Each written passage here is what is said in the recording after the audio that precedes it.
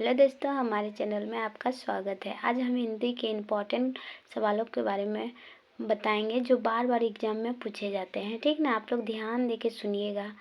जैसे है भाषा। भाषा क्या है? भाषा भाष धातु से बना है। इसका अर्थ होता है वाणी को व्यक्त करना। ठीक ना, ये संविधान में 8वें अनुसूची में वर्णन है, अनुच्छेद 343(a)(1) में है। और ये इसका लिपि क्या है? देवनागरी है। अब देखिए, भाषा का विविध रूप। भाषा कितना बहुत प्रकार के होते हैं, जैसे कि मातृभाषा, राजभाषा, राष्ट्रभाषा। अब मातृभाषा में क्या क्या आ जाती है? जैसे कि ये स्वाभाविक होती है, मतलब स्वाभ जो अपना हम लोग अपने आप सीख जाते हैं। प्राकृतिक रूप, ये प्रकृति का रूप है। घर की भाषा है, अपने आप की भाषा है। ये जो मातृभाषा होती है, माँ की भाषा होती है।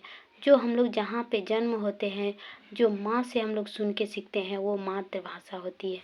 राजभाषा।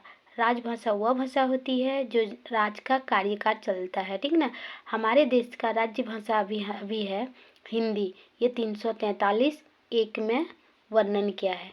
राष्ट्रभाषा, हमारे देश का अभी राष्ट्रभाषा कोई नहीं है। ठीक, अब देखिए मानक भाषा। मानक भाषा वह भाषा है जो पढ़ने लिखने वाली भाषा, यानी पुस्तक की भाषा। अब अर्जन, ये बहुत इम्पोर्टेंट है। अर्जन, अर्जन मतलब अर्जन का अर्थ क्या होता है? ये स्वाभाविक है, अचेतन है, ये परिवेश की है, ये जन्मजात होती है। नोम चॉम्स्की ने बताया है जो अर्जन की जो क्षमता है ये जन्मजात होती है, मातृभाषा होती है। मतलब भाषा अर्जन करने की क्षमता बच्चा के जन्मजात होती है, यानी जन्म से ही उनके अंदर ऐसी एक गुण होता है जिससे बच्चा अपने आप सीख जाता है। जो सुनेगा वो सीख जाएगा। अधिगम, अधिगम यानी अभ्यास। पुस्तक यानी पुस्तक को पढ़ना पड़ेगा, कुछ टाइम होगा, फिक्स जगह होगा, हमको सचेतन होकर सुनना पड़ेगा। यह दूसरी भाषा होती है। अधिगम में हमको प्रैक्टिस करना होगा, सीखना होगा, वह अधिगम होता है। ठीक, अब देखिए ये बहुत इम्पोर्टेंट है। भाषा और लिपि के बीच कोई संबंध है? नहीं, कोई संबंध नहीं है। क्वेश्चन में पूछा जाता है भाषा और लिपि के बीच कोई संबंध है या नहीं, तो नहीं है। अब देखिए भाषा अर्जित और भाषा अधिगम में क्या अंतर है?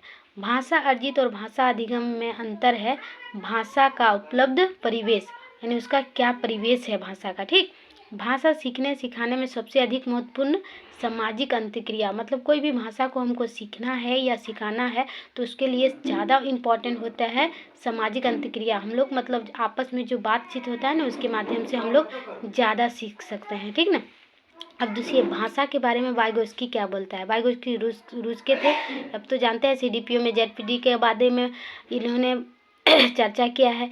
इन्होंने भाषा के बारे में सामाजिक वाक, यानी 2 वर्ष के बच्चों को सामाजिक वाक यानी समाज से जो बातें सुनता है, परिवार से जो बातें सुनता है वो सीख जाता है। अब निज वाक्य, इन्होंने प्राइवेट स्पीच के बारे में कहा है। ये 3 से 4 वर्ष के बच्चे होते हैं।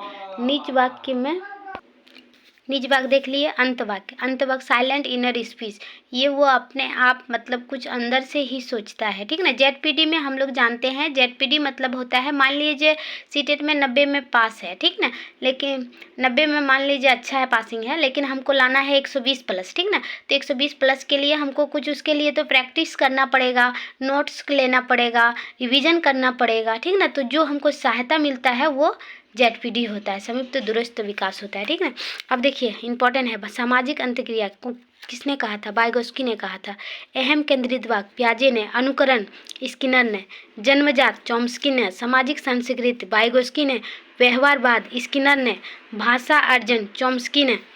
अब देखिए भाषा अर्जन में आता है एलएडी, इसका फुल फॉर्म पूछा जाता है भाषा अधिग्रहण डिवाइस होता है। ठीक ना, ये पूछा जाता है लैंग्वेज एक्विजिशन डिवाइस। ठीक, अब देखिए पियाजे भाषा के बारे में क्या कहें? पियाजे बोल रहे हैं जो पहले विचार आता है फिर भाषा आता है, लेकिन वाइगोस्की इसका जस्ट उल्टा बोलते हैं। वाइगोस्की बोलते हैं पहले भाषा फिर विचार, दोनों में इस तरह का डिफरेंस था। अब देखिए भाषा कौशल, भाषा कौशल 4 है। सुनना, बोलना। अब भाषा कौशल में हमको सुनना, बोलना, पढ़ना और लिखना। अब इसमें देखिए सुनना और पढ़ना, इसमें क्या है? गणनात्मक कौशल है, बहुत इंपॉर्टेंट है। जो गणनात्मक कौशल कौन कौन है? सुनना और पढ़ना। कौन चीज़ से हम लोग सुन सकते हैं? हम लोग जैसे कि कोई भी बात को सुनाया तो उसमें भी सुन सकते हैं, और पढ़ना, पढ़ के भी सुन सकते हैं। और देखिए बोलना, कोई भी चीज़ को बोलना और फिर लिखना, लिख के भी हम बता सकते हैं और बोल के भी बता सकते हैं। तो ये अभिव्यक्ति करना यानी अभिव्यक्तात्मक कौशल होता है। तो इसको हम लोग शॉर्ट में सुबोबली भी बोल सकते हैं, याद रखने के लिए सुबोबली। ठीक है, इस प्रकार के वीडियो को देखने के लिए हमारे चैनल को लाइक कीजिए, सब्सक्राइब कीजिए।